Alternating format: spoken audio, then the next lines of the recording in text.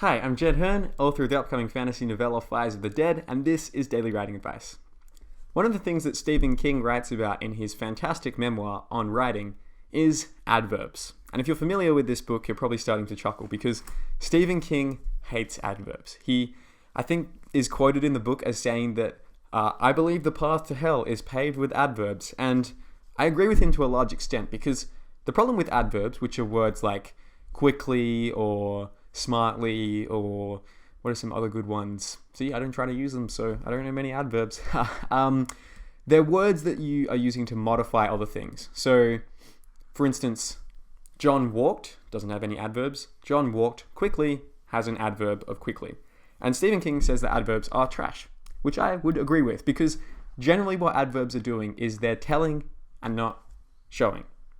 So, what I mean by that is that John walked quickly. You're telling readers that John walked at a certain pace.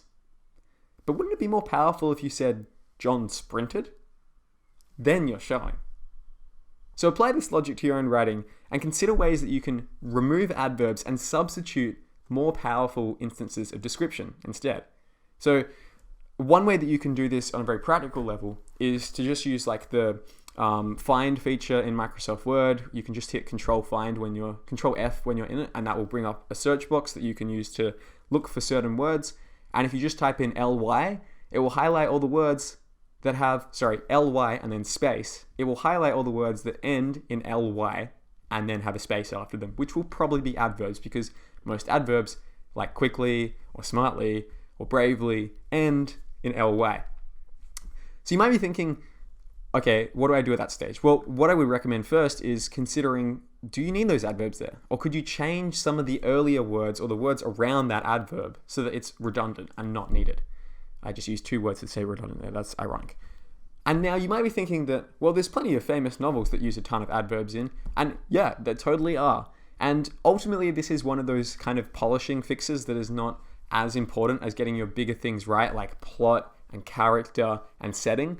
But it's still worthwhile considering because, for me at least, if there's a lot of adverbs there, I feel like the writer is talking down to me and is trying to force me to imagine things exactly as the author intends.